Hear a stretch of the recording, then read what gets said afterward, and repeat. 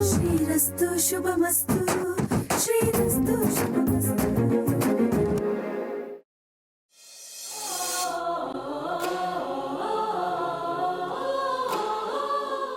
ಅವ್ರು ಉಂಗುರ ತೊಡಿಸ್ಬೇಕು ಅಂತ ಬಂದಿದ್ರು. ಅದನ್ನು ನಿಮಗೆ ಫೋನ್ ಮಾಡಿ ಹೇಳಿದ್ರಂತಲ್ಲ, ಮತ್ತ್ಯಾಕೆ ಅವ್ರ ಹತ್ರ ಹಾಗೆ ನಡ್ಕೊಂಡ್ರಿ? ಆಫೀಸಿಗೆ ನೀವೇ ಫೋನ್ ಮಾಡಿ ಮದನ್ ಅವ್ರ ಮನೆಗೆ ಬರ್ತಿದ್ದಾರೆ, ಅವ್ರು ಹೇಳ್ದಾಗ ನಡ್ಕೊ ಅಂತ ನೀವೇ ತಾನೇ ಹೇಳಿದ್ದು. ಮತ್ತ್ಯಾಕೆ ಅವ್ರನ್ನ ಅವಮಾನ ಮಾಡಿ ಕಳಿಸ್ಬಿಟ್ರಿ? ನಾನೇನು ಮಾಡಿದ್ರು ನಿನ್ನ ಒಳ್ಳೇದಕ್ಕೆ. ನನ್ನನ್ನು ನಂಬು. ನಾನು ನಿಮ್ಮನ್ನು ನಂಬ್ತೀನಪ್ಪ, ಆದರೆ ಅದಕ್ಕೊಂದು ಕಾರಣ ಇರಬೇಕಲ್ಲ.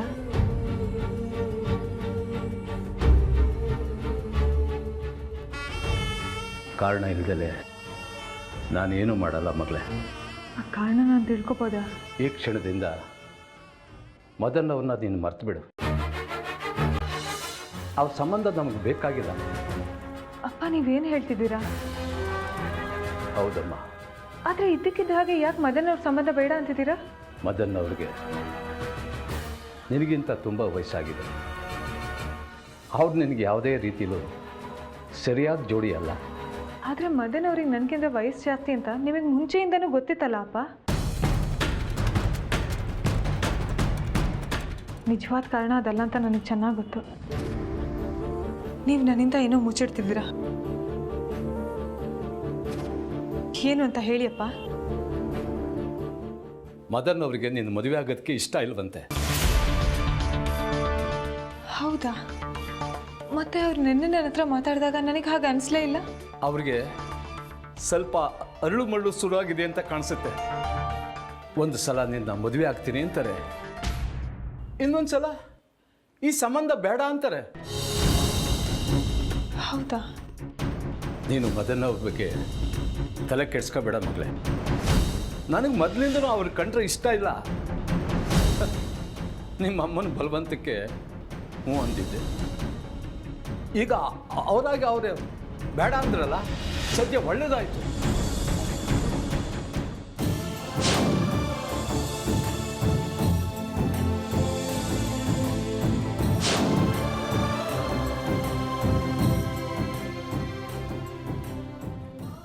ಆದರೆ ಅವ್ರು ನಿಮ್ಮ ಕಾಲು ಆಪ್ರೇಷನ್ ಮಾಡಿಸ್ತೀನಿ ಅಂದಿದ್ರು.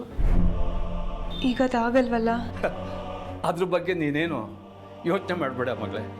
ದೇವರಿದ್ದಾನೆ, ಏನೋ ಒಂದು ದಾರಿ ತೋರಿಸ್ತಾನೆ.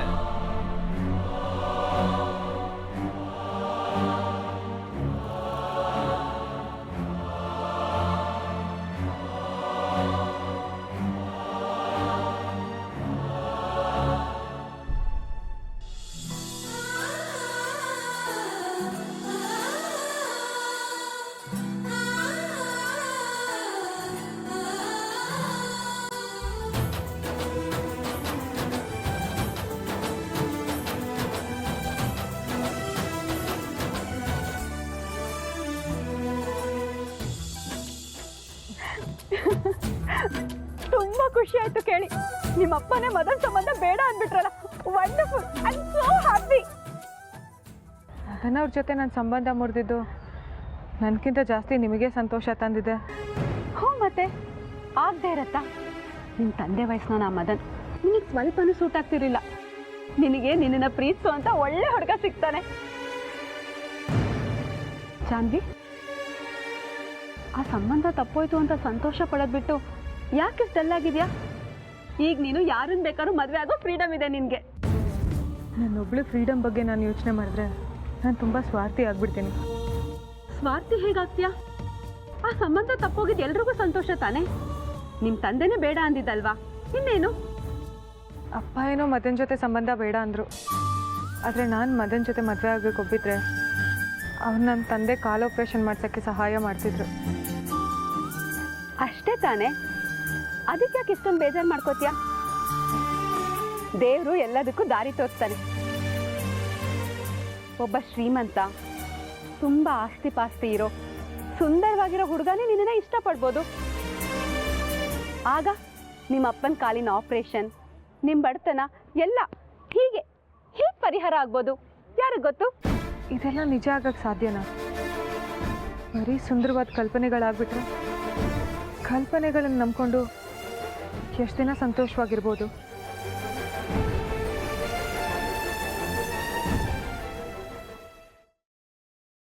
ನನ್ನ ಮನ್ಸು ಹೇಳ್ತಿದೆ ಜಾನ್ವಿ, ನಿನ್ನ ತುಂಬ ಹ್ಯಾಂಡ್ಸಮ್ ಆಗಿರೋ ಶ್ರೀಮಂತ ಹುಡುಗನೇ ಮದುವೆ ಆಗೋದು. ಹೇಗೆ ನೀವು ಅಷ್ಟೊಂದು ಕಾನ್ಫಿಡೆಂಟ್ ಆಗಿ ಹೇಳ್ತಿದ್ದೀರಾ? ಒಂದೊಂದ್ಸಲ ನನ್ಗೆ ಹಾಗೆ ಅನ್ಸತ್ತೆ, ಅನ್ಸಿದ್ದೆಲ್ಲ ನಿಜ ಆಗಿದೆ.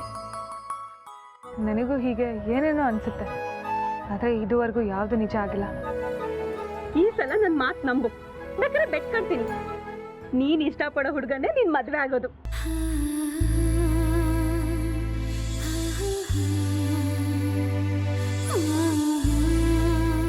ವಸು, ನಮ್ಮ ಮನಸ್ಸಲ್ಲಿ ಯಾರಿದ್ದಾರೆ ಅಂತ ತಿಳ್ಕೊಳ್ಳೋಕ್ಕೆ ಒಂದು ಟೆಕ್ನಿಕ್ ಹೇಳ್ಕೊಟ್ಟಿದ್ರಲ್ಲ, ಅದನ್ನ ನಿನ್ನೆ ನಾನು ಟ್ರೈ ಮಾಡಿದೆ.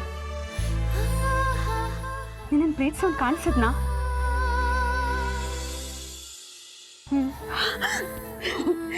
ಯಾರ ರಾಜ್ಕುಮಾರ? ಬೇಡ ಬಿಡಿ. ಹೇ ಜಾನ್ವಿ, ಏ ಜಾನ್ವಿ, ಯಾರು? ನಿಧಾನಕ್ಕೆ ನಿಧಾನಕ್ಕೆ ಶ್ರುತಿಯಾಗಲಿ ನಾನಿನ್ನಯ ನಿನಾದಕ್ಕೆ ನಿನಾದಕ್ಕೆ ಬೆಳಗಾಯಿತು ಬೇಗ ನಿನ್ನಿಂದ ಸಿಹಿಯಾಯಿತು ಈಗ ಸಂಬಂಧ ಓ ಶುರುವಾಯಿತು ಮಿಂಚು ಎಲ್ಲಿಂದ ಬಂದಾಯಿತು ಮಾತು ಬಾಯಿಂದ. ಹಲೋ ಲಲಿತಕ್ಕ, ನಾನು ವಸು. ಏನೇ ವಸು? Happy news. ಹ್ಯಾಪಿ ನ್ಯೂಸಾ? ಏನು, ನಮ್ಮ ಜಾನ್ವಿಗೆ ಶ್ರೀ ನೆನಪಾಗ್ಬಿಟ್ನಾ? ಅಷ್ಟೊಂದು ಸಂತೋಷದ ವಿಷಯ ಅಲ್ಲ, ಸ್ವಲ್ಪ ಮೀಡಿಯಂ ಸಂತೋಷ. ಏನದು? ಜಾಹ್ನವಿ ತಂದೆನೆ ಮದನ್ ಸಂಬಂಧ ಬೇಡ ಅಂತ ಜಾಹ್ನವಿ ಹತ್ರ ಹೇಳ್ಬಿಟ್ರಂತೆ. ಹೌದಾ? ಕಲ್ಲು ಅತ್ತೆ, ಮದನ್ ಸಂಬಂಧ ಬೇಡ ಅಂತ ಜಾನ್ವಿ ತಂದೆ ಜಾನ್ವಿಗೆ ಹೇಳಿದ್ರಂತೆ. ಹೌದಾ? ಹೌದು, ದೊಡ್ಡ ಸಮಸ್ಯೆ ನಿವಾರಣೆ ಆಯ್ತು. ಜಾನ್ವಿ ಖುಷಿಯಾಗಿದ್ದಾಳೆ ತಾನೆ? ಹ್ಞೂ, ಆದರೆ ಅವಳಿಗೆ ಇದರಿಂದ ಅವಳ ತಂದೆ ಕಾಲಿನ ಆಪರೇಷನ್ ತಪ್ಪೋಯ್ತು ಅಂತ ಚಿಂತೆ. ನೀನೇನು ಯೋಚನೆ ಮಾಡಬೇಡ, ಮೊದಲು ಶ್ರೀ ಜಾನ್ವಿ ಒಂದಾಗ್ಲಿ, ಅವ್ರ ತಂದೆ ಕಾಲ ಆಪರೇಷನ್ ನಾವು ಮಾಡಿಸಿದ್ರೆ ಆಯ್ತು. ಕರೆಕ್ಟ್. ಮತ್ತೆ ನೀವುಗಳು ದೋಸೆ ಮಾಡ್ಕೊಂಡು ತರ್ತಾ ಇದ್ದೀರಾ ತಾನೇ? ಅಯ್ಯೋ, ರೆಡಿ ಆಗ್ತಾ ಇದೆ ಕಣೆ. ಇನ್ನೊಂದು ಅರ್ಧ ಗಂಟೆಯಲ್ಲಿ ನಾನು ದೋಸೆ ತಗೊಂಡು ಆಫೀಸ್ನಲ್ಲಿ ಇರ್ತೀನಿ. ದೋಸೆ ಮಾಡೋಣ ಬೇಗ. ದೇವ್ರೆ, ಮದನ್ ಸಂಬಂಧ ತಪ್ಪಲಿ ಅನ್ನೋ ನಮ್ಮ ಪ್ರಾರ್ಥನೆನ ಕೇಳಿಸ್ಕೊಂಡೆ. ಹಾಗೆ ನಮ್ಮ ಜಾನ್ವಿ ಹಳೆ ನೆನಪೆಲ್ಲ ಬೇಗ ಬಂದ್ಬಿಡ್ಲಪ್ಪ.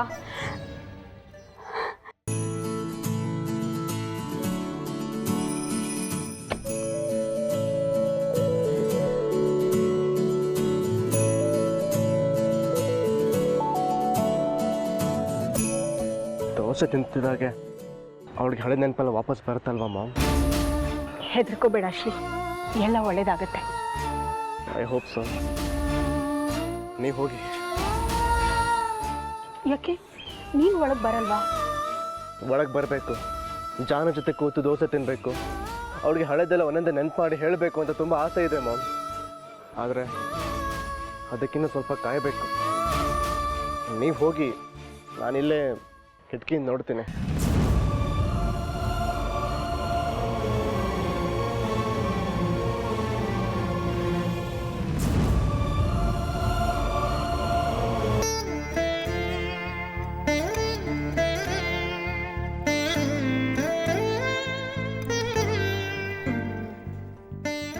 ಓ ಲಲಿತಕ್ಕ,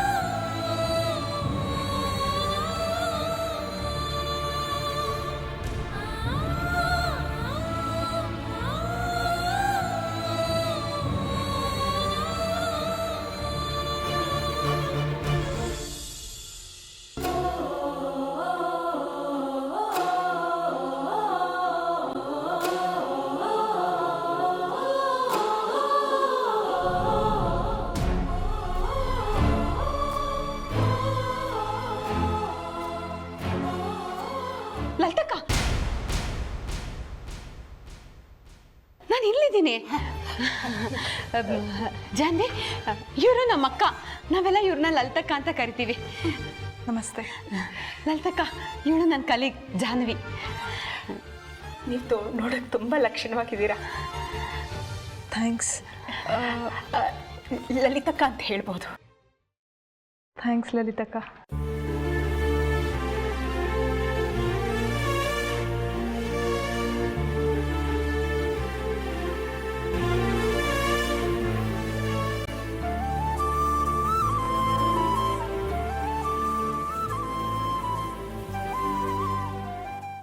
ಯಾಕೆ ಹಾಗೆ ನೋಡ್ತಿದ್ದೀರಾ ನನ್ನನ್ನು? ನಿಮ್ಮ ಮುಖ ನೋಡಿದ್ರೆ ತುಂಬ ಪರಿಚಯ ಇರೋರ ಥರ ಅನ್ನಿಸ್ತಿದೆ.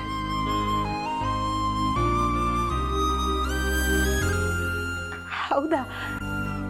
ಎಲ್ಲಿ ನೋಡಿದ್ದೀರಾ ನನ್ನನ್ನು?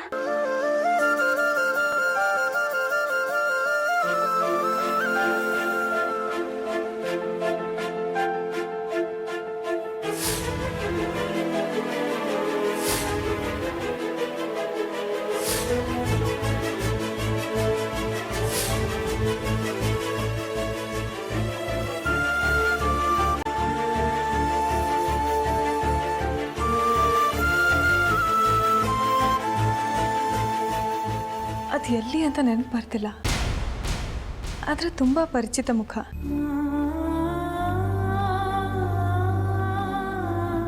ಎಲ್ಲೋ ನೋಡಿದ್ರೂ ನೋಡಿರ್ಬೋದು, ನೋಡ್ದೇನೋ ಇರ್ಬೋದು.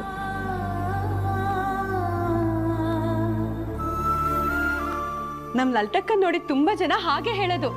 ಇವ್ರ ಮುಖದಲ್ಲಿ ಅಮ್ಮನ ಕಳೆ ಇದೆ ಅಲ್ವಾ ಜಾಹ್ನವಿ? ಹೌದು.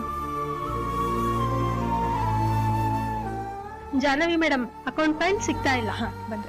ಒಂದು ನಿಮಿಷ ಬಾ.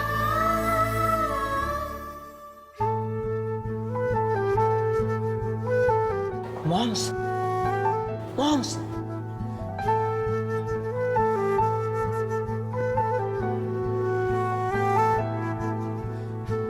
ಬರೀ ಒಬ್ರು ಮುಖ ಒಬ್ರು ನೋಡ್ತಾ ನಿಲ್ಬೇಡಿ, ದೋಸೆನೂ ಕೊಡಿ. ಸರಿ ಸರಿ, ಅಕ್ಕ ಬನ್ನಿ. All the best. ಲಲಿತಕ್ಕ, ಡಬ್ಬಿಲಿ ಏನ್ ತಂದಿದ್ದೀರಾ? ಹೆಸರು ಬೇಳೆ ಸೊಪ್ಪು ರುಬ್ಬಿ ನಾನು ದೋಸೆ ಮಾಡ್ತೀನಲ್ಲ, ಅದನ್ನ ತಂದಿದ್ದೀನಿ. ಓ, ಆ ದೋಸೆನಾ? ತುಂಬಾ ಟೇಸ್ಟಿಯಾಗಿರುತ್ತೆ, ಕೊಡಿ. ಜಾನ್ವಿ ಬಾ. ಎಲ್ಲಿಗೆ ಬಸ್ಸು? ನಮ್ಮ ಲಲಿತಕ್ಕ ಸ್ಪೆಷಲ್ ಆಗಿ ದೋಸೆ ಮಾಡ್ಕೊಂಡ್ ಬಂದಿದ್ದಾರೆ, ಬಾ ತಿನ್ನೋಣ. ಪರವಾಗಿಲ್ಲ, ಥ್ಯಾಂಕ್ಸ್. ಅಯ್ಯೋ, ಡಬ್ಬಿ ತುಂಬಾ ತಂದಿದ್ದೀನಿ. ಪರವಾಗಿಲ್ಲ, ಯು ಕ್ಯಾರಿ ಆನ್. ಈಗಷ್ಟೇ ನೀವು ನಂಗೆ ಅಕ್ಕ ಅಂತ ಹೇಳಿದ್ರಿ, ದೋಸೆ ತಿನ್ನಕ್ಕೆ ಬನ್ನಿ ಅಂದರೆ ಬರಲ್ಲ ಅಂತಿದ್ದೀರಾ, ತಪ್ಪಲ್ವಾ? ಬನ್ನಿ ಬನ್ನಿ. ಬಾ ಜಾನ್ವಿ, ಪ್ಲೀಸ್. ಪ್ಲೀಸ್. ಓಕೆ, ಬಾ ಬನ್ನಿಕ್ಕ, ಎಷ್ಟು ಚೆನ್ನಾಗಿರುತ್ತೆ ಗೊತ್ತಾ? ಬಾ.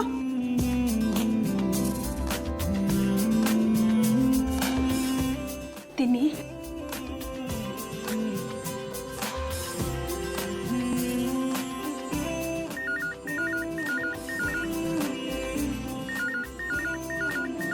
ಒಂದು ನಿಮಿಷ.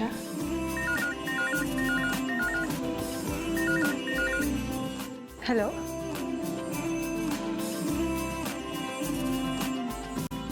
ಹಾಂ, ಇಲ್ಲೇ ಇರ್ತೀವಿ, ಚೆಕ್ ಮಾಡಿ ಹೇಳ್ತೀನಿ. Okay, thanks. ತಿನ್ನಿ ತಿನ್ನಿ ತಿನ್ನಿ.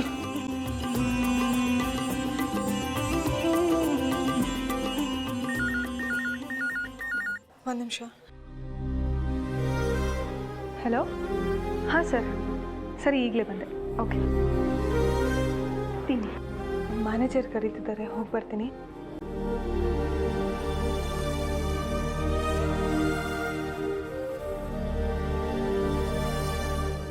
ಏನು ಮಾಡಿದೆ? ಬಾ.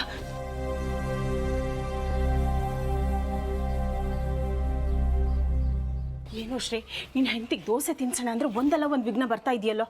ಹೇಗಾದ್ರೂ ಮಾಡಿ ತಿನ್ಸಿ ಮಾಮ್, ಇಲ್ಲಾಂದ್ರೆ ನಮ್ಮ ಶ್ರಮ ಎಲ್ಲ ವೇಸ್ಟ್ ಆಗ್ಬಿಡುತ್ತೆ. ಹೀಗಾಗತ್ತಂತ ನನಗೆ ಮುಂಚೆನೆ ಗೊತ್ತಿದ್ರೆ ಇವತ್ತು ಬ್ಯಾಂಕ್ಗೆ ರಜಾ ಕೊಡಿಸ್ಬಿಡ್ತಿದ್ದೆ. ಬ್ಯಾಂಕ್ಗೆ ರಜಾ ಕೊಟ್ಟರೆ ನಾನು ದೋಸೆ ತೊಗೊಂಡು ಇಲ್ಲಿ ಬರೋಕ್ಕಾಗ್ತಿತ್ತೇನೋ. ಏನೋ ನೀನು. ಶ್ರೀ, ನೀನೇನು ಯೋಚನೆ ಮಾಡಬೇಡ, ನಾವು ಹೇಗಾದ್ರೂ ಮಾಡಿ ಮ್ಯಾನೇಜ್ ಮಾಡ್ತೀವಿ. ಅಕ್ಕ, ಜಾನ್ವಿ ಬಂದ್ಲು, ಬನ್ನಿ. ಜಾನ್ವಿ, ದೋಸೆ ತಿನ್ನಿ. ಸ್ವಲ್ಪ ಮ್ಯಾನೇಜರ್ ಕೆಲಸ ಹೇಳಿದ್ದಾರೆ, ಕೆಲಸ ಮುಗಿಸ್ಕೊಂಡು. ಅಯ್ಯೋ ಬರೀ ಆಗ್ಲಿಂದ ಕೆಲಸ ಅಂತ ಓಡಾಡ್ತಿದ್ದೆ. ಒಂದು 2 ನಿಮಿಷ ಕೆಲಸ ಪಕ್ಕಕ್ಕಿಟ್ಟು ದೋಸೆ ತಿನ್ನಿ. ಇರಿ ನಾನೇ ತಿನ್ನಿಸ್ತೀನಿ, ತಗೊಳ್ಳಿ. ಕೊಡಿ, ನಾನೇ ತಿಂತೀನಿ. ಹಾಂ.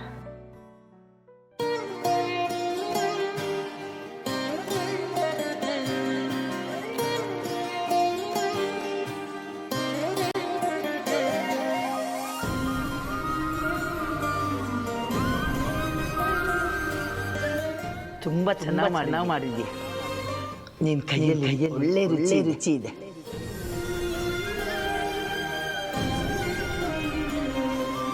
ಒಳ್ಳೆ ಮನಸ್ಸಿನಿಂದ ಅಡುಗೆ ಮಾಡಿದ್ರೆ ಮಾತ್ರ ಇಷ್ಟೊಂದು ರುಚಿ ಕೊಡಕ್ಕೆ ಸಾಧ್ಯ.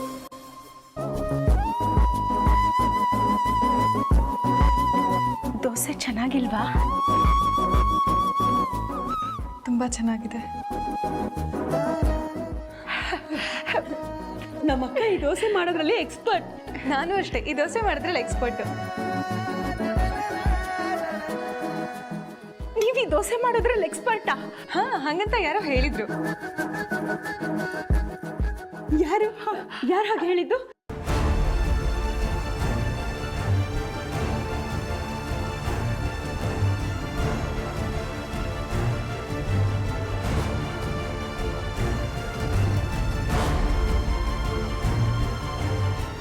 ಯಾರು ಹೇಳಿದ್ದು?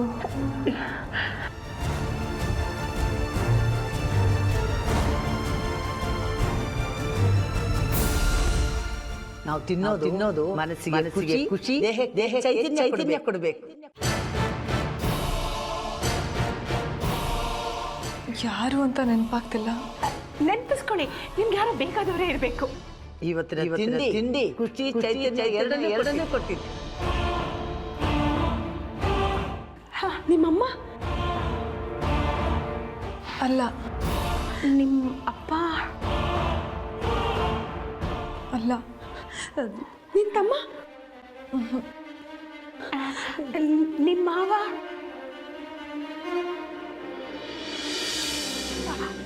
ಅತ್ತೆ ಯಾರಾದ್ರೂ ಆಗಿರ್ಬೋದು. ನೆನ್ಪು ಮಾಡ್ಕೊಳ್ಳಿ.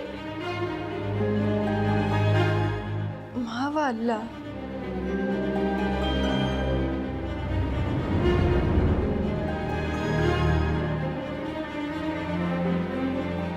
ಅತ್ತೆ.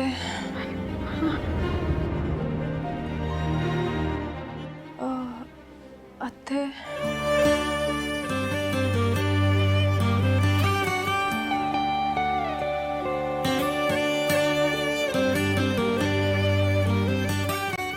ಅತ್ತೆ.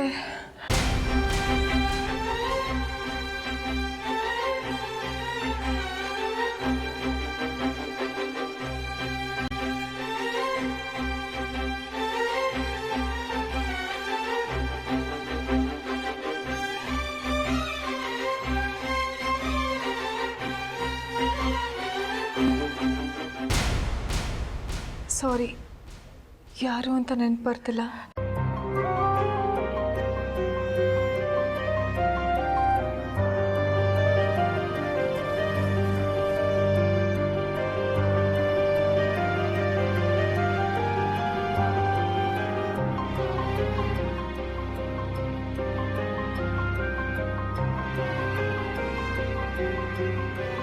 ಪರವಾಗಿಲ್ಲ ಬಿಡಿ.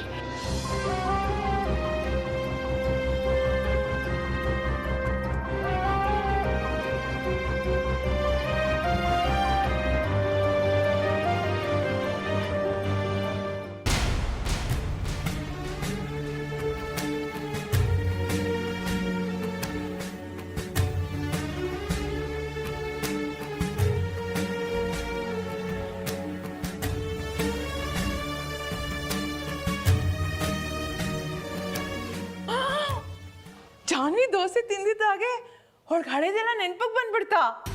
ಹಾಗಾದ್ರೆ ನಮ್ಗೇನು ಇಷ್ಟನೋ ಅದು ತಿಂದರೆ ನಮ್ಗೆ ಹಳೇದೆಲ್ಲ ನೆನ್ಪಕ್ಕೆ ಬಂದ್ಬಿಡುತ್ತಾ?